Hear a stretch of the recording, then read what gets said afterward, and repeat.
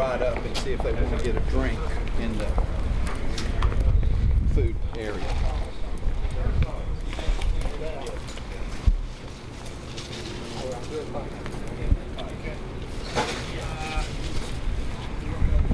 Yes, sir. How about some water? That'd be a great idea. Thank you very much. Good morning.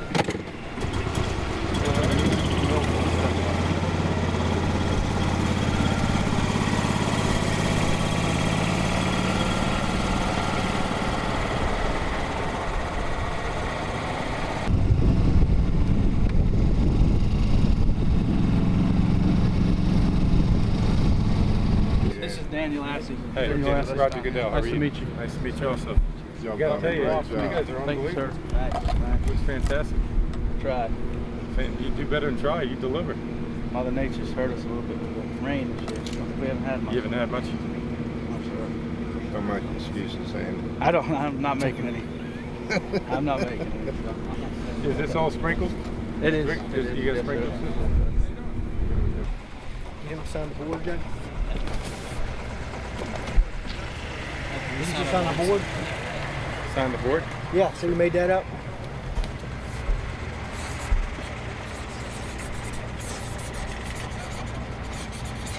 Thank you, sir. You have a good day. This is Amanda. I'm Amanda Roger. How are you? Nice to meet you. This is Commissioner Goodell. This is How you Hi, doing? Roger Goodell. Very nice to meet you. Nice Thanks to for see you coming. too. Appreciate everything Nice you've to done. meet you. Connie. Mr. Goodell, it's nice to meet you. want you. Thank you. All right. Uh-oh. This is where all the brain power is, huh? How you Hi, doing? Coach. How you doing? Nice to see you. You doing well? Marty, how you doing? Good to see you. Good to see you too. How Hey, you doing? Nice to see you. How are He you? was the president here for 18 years. I mean, 28 years. 28 years Wow, president. 20 years. Wow. Good to He- see you. How and you he's been doing? working with football. This is Glad to Mike have you here. Ayers, Thank the you. head football coach here at Hello. Wofford. Hey, Coach. How you This doing? athletic Yes, director, sir. How are Richard you? Johnson. Richard Johnson. Hey, Rich. Nice to meet Nice you. to see you. How are you? Thanks for having us. Thank you. Great facilities you got here. Yeah. Let me see Fantastic. something. You gotta have some tough hide, man.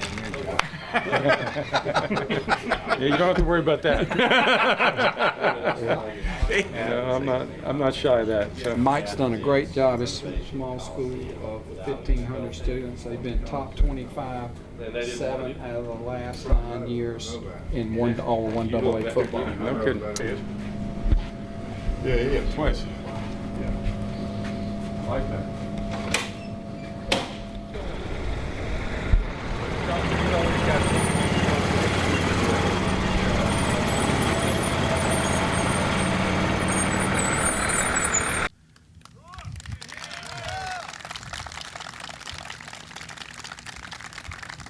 So, ladies and gentlemen, keep it rolling for one of the most respected owners in professional sports, Mr. Jerry Richardson.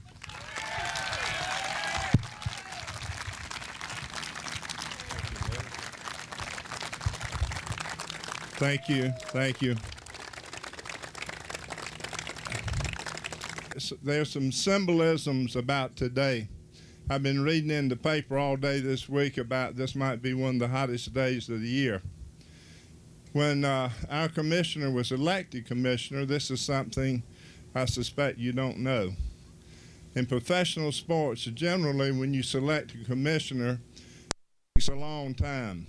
By that I mean when Pete Rozelle was elected, many votes over a period of time. When Paul Tagliabue was elected, it took a long time. Baseball and the NBA, baseball took years to do this. In the case of Commissioner Goodell, we assembled in Chicago on a Monday, as I recall, and we had 5 finalists to speak to all the owners. And we started with a list of about 120 people and eliminated that down to 15, down to 10, down to 5. And about 1:30 or 2 following lunch, we assembled to take the votes. And by that evening, Commissioner Goodell had been selected as commissioner of the National Football League, which is unprecedented, and it's a testimony to his personality, his drive, which I got to see firsthand over the last 2 years. He has a great ability to be in a position of authority and commands the respect that you would expect a commissioner to have, but he does not in any way, shape, or form try to push his points of view on the other owners, and that's unusual for a commissioner. And it's my pleasure now to introduce you to my commissioner, Roger Goodell.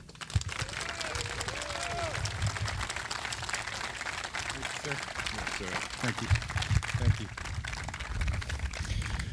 Thank you. What Mr. Richardson fails to tell you is that he was chairman of that committee, and that's why we got the vote so fast, because he gets things done. And I think it's only fitting for me maybe to start on that point.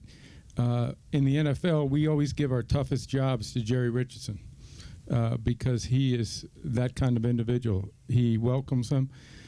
He recognizes that what's best for the NFL is best for the Carolina Panthers and this community. And he's worked tirelessly to address so many league-wide issues, whether it's getting stadiums built around the country, whether it's getting a commissioner selected, or whether it's our new labor agreement.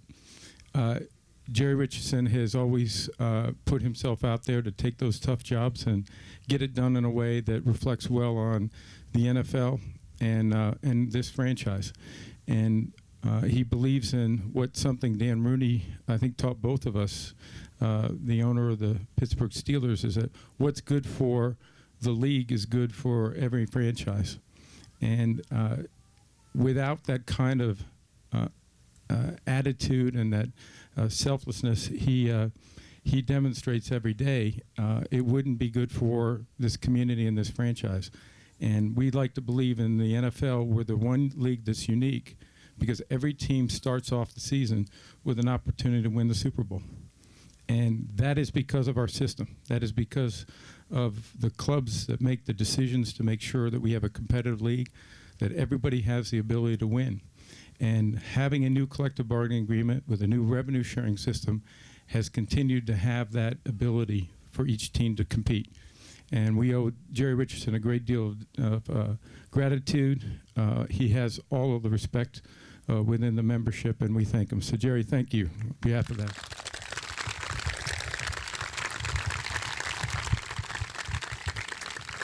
Let me take a minute because we really want to thank you all as fans. We know it's been a trying off season, but we are grateful for your support.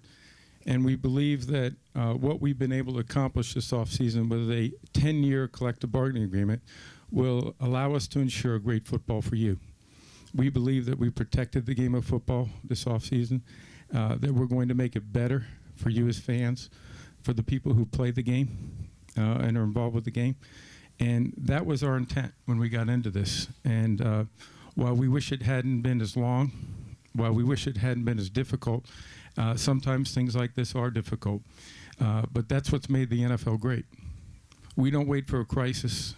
We fix our issues as quickly as possible, make good decisions, and hopefully protect the game of football. And the integrity of the game is my number one responsibility. And I think we've got several things out of this labor agreement which are going to protect the game. The first is the health and safety of the people who play it. We made significant changes to how we prepare our players, how we treat our players throughout the preseason, the regular season, and the off season. And that will be good for those players. It will be good for the game of football long term. Our retired players.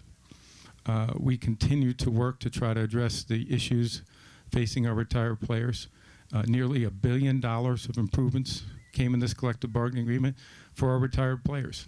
Not many industries go back and make those kind of improvements to benefits for people who are no longer part of the game or part of the industry. But it's important for us to do that and show the respect for the people who helped us build this great game. Third is a lot of system issues. Making sure that we have a rookie system, as an example, that rewards players for being drafted high in the NFL or being drafted in general, but making sure that the money goes to proven veterans on the field. And we have a new rookie system that I think will benefit not only this draft class, but several draft classes ahead. But those men who are successful on the field will hopefully continue to benefit from the system, and we'll have more money available to them later after they've proven themselves successful on this field. So I think we've done an extraordinary job of getting a system here that's going to be good for the game of football. And as painful as that was, and I apologize to every one of the fans for having to live through that.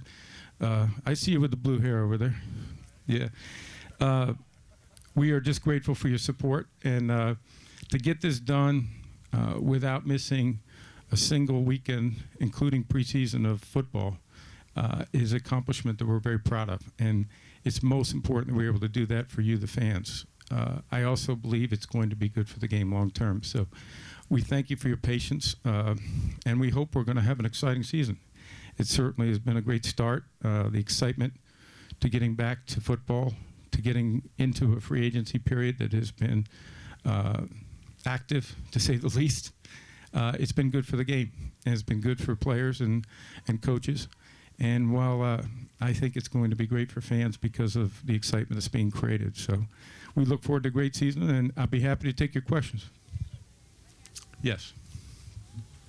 I'll come right back. Hi, Mr. Goodell. My name is Larry Prince, and I just want to thank you, first of all, for attending our camp today. And I want to thank Mr. Richardson for continuing to allow the training camp to be held here in Spartanburg. As a longtime resident, I can't begin to tell you how much this training camp means to me and the surrounding communities here. My question for you is, what other markets do you see the NFL becoming involved in? Would, for example, Canada or Mexico be options for the NFL in the future? Thank you. Well, it's a good question. Thank you for your nice comments. I think one of the things that again makes us unique is the relationship we have with our communities.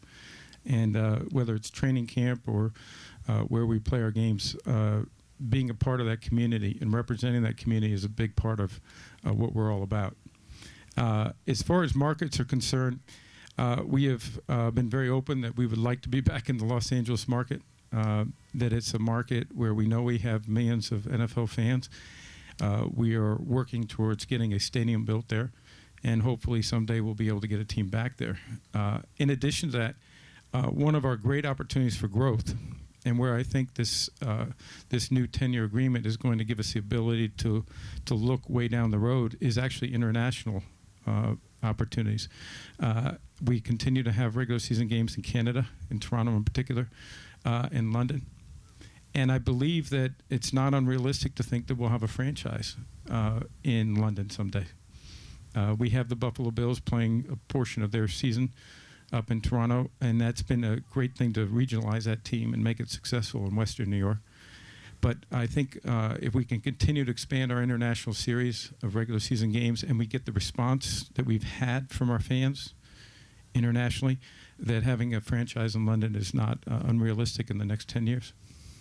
Okay, did I get it right? How difficult is it to run a league? Yeah. That's a very good question.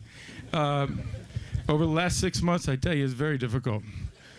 You know, it's first a privilege, and I was a young man just about your age probably when I first started to love the game of football, and it was in my high school years that I started to realize that I loved Pete Rozelle, who was then the commissioner of the NFL, and it was something that I just admired the way he did his job and how important I thought it was. And interesting enough, that's something I wanted to do, is work for Pete Rozelle, and ended up having that come true. It does have its complexities.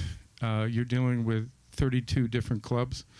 You're dealing with players that have a different view. You have coaches that have a different view. You have fans that have a different view. And everybody's got an opinion. But they care about the game of football. And what makes his job not only a privilege but rewarding is that you're doing something that people care about. And while you have a lot of criticism and a lot of people who second-guess some of your decisions, that's part of it because they love the game. And one of the things we realized in the negotiations, and I think Mr. Richardson would say the same thing, is the players did an extraordinary job, not just negotiating for themselves, but for protecting the game of football. They believe in the health and safety issues, of course, but they also believe in the integrity of the game. And we both came away, I think, and I think every owner did, admiring how much we respected the players' viewpoint and how an excellent job they did in representing themselves. I know there was a lot of talk about preseason games.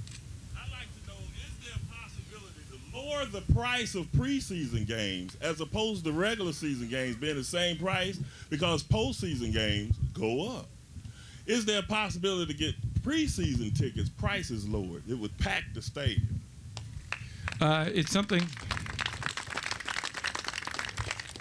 I hear from fans consistently, and it's why we started to evaluate the potential of an 18-2 regular season. We know that the quality of the preseason is something we have to address. We talked about that a great deal in the collective bargaining, and we want to do everything we're involved with quality. There's another side to that, which is health and safety. That's why we're implementing some of these rules, and then we'll discuss this with the union over the next couple of years. If we're successful in addressing that properly, maybe reducing the preseason, which I think is a better solution than just reducing the price. On the other hand, we have taken a lot of short-term steps to allow us to discount more tickets, to be able to provide more tickets to either charitable organizations, military, so that we can get more people into our stands for preseason games. But I believe it starts with the core of what you do. It's your product, and the game is our product. And when you're not seeing the best players and you're not seeing competitive games, that's what fans want to see. And our job is to give fans what they want. What was the toughest obstacle that you had to overcome? If you had to single out one obstacle to get the agreement, what was it? Getting people to listen to one another. I think you know, when you get into a situation where you have a labor dispute, the immediate reaction is to get entrenched in your position and not listen. And I think Mr. Richardson would agree, the most critical moment in our negotiations was when we had the principals talk to one another. We threw all the lawyers out, all the negotiators, everybody but 5 owners, myself, DeMore Smith, head of the Players Association, and 5 players. And we had 3 days of discussions in Chicago. And we started off with an informal dinner. We just had dinner with one another and talked about each other and understood one another and understood what we were all about. And the next day we started with business meetings. And I would say in those 2 days that followed, we made more progress than we had done in probably 6 months before that. Because people listened and they understood where they were coming from and what the importance of what they were saying. And once you do that, you can find solutions. And the reality is this is all about finding solutions. And it takes compromise. When you come into negotiation, you think you're going to get everything you want. That's not going to happen. You have to compromise. And if everyone gives a little, you'll get a lot. And that's, I think, what's happened here. And the thing that I'm probably most proud of, even though it's only a week old, is that this deal is really being positioned as a win-win deal, and it should be, because I think every side's going to benefit, most importantly our fans. A sticking point in the current CBA negotiations as to whether a disciplinary committee be formed rather than just one person or 3 people be in charge. Is that something you would be open to, or would you like to keep the control higher up in your own level? The answer to that is no. I'm not open to it. I am not going to hand off the brand and the reputation of the NFL to somebody that's not associated with the NFL. I promise you that. That's one of the #1 jobs as a commissioner, in my opinion. And Mr. Richardson probably doesn't like this because I have, even though he's my boss, one of 32, I also have disciplinary power over them. And I've had the unfortunate experience of finding him, too, by the way. But it is not a... Twice, okay. Obviously, you didn't forget. But it's an important job. And it's something that the commissioner's role, I think, is critical. That you have that authority to make sure teams are following rules. And that includes players, that includes coaches, that includes commissioners. We're taking away 2-a-day practices and taking away a padded practice during the week in the regular season. What do you say to fans who think the game's becoming too soft, and where you draw the line between player safety and making the game too soft. Well, I'll tell you what, put your pads on and come right out here and play with those guys. You think it's too soft? Look at those guys. You think it's too soft, huh? I don't buy that for 1 second. I think these guys play a very tough game, and they play at an extremely high level. The game has changed. It's not the same game as it was, and we're going to continue to make changes that improve the game and improve the safety. So I know people like to talk tough like that, but I don't buy it for a second. Mr. Goodell and Mr. Richardson, on behalf of all of us out here today, and football fans, NFL fans, thank you for getting this deal done in time for the season to begin, because Sundays are not Sundays without church first and the NFL second. So thank you very much. Thank you. With that being said, I know we have you gentlemen in particular have a lot of busy and frantic weeks ahead of you, but I'm just wondering if you could find a time to visit Washington, D.C. and help us with that quandary as well. So. No, thank you. As far as the disciplinary actions are concerned, I know you mentioned this earlier. Do you think that they should be stronger for players that serve prolonged jail sentences, kind of like Plaxico? Don't you think that he should be suspended farther in the league? Well, let me try to answer it this way. I think it depends on the circumstance. If an individual makes a mistake and they serve their time and they recognize their responsibility back to the community and they recognize that, then I'm all for giving that opportunity. If they don't, then I agree with a longer suspension. But I think most of the players that we've had to deal with on a discipline basis understand it. You spend 2 years in jail, you're going to learn something. And I think Michael Vick's a great example of it. He recognizes the mistakes he made. I speak to him frequently. I'm rooting harder for him than anybody, and I think he's provided a great example for people that you can overcome mistakes in life. And that's what life's all about. So. Thank you. Thanks, sir. Ready for something? Yeah, I want an official one. I'm going to auction it up and I'll sign one off. Good work.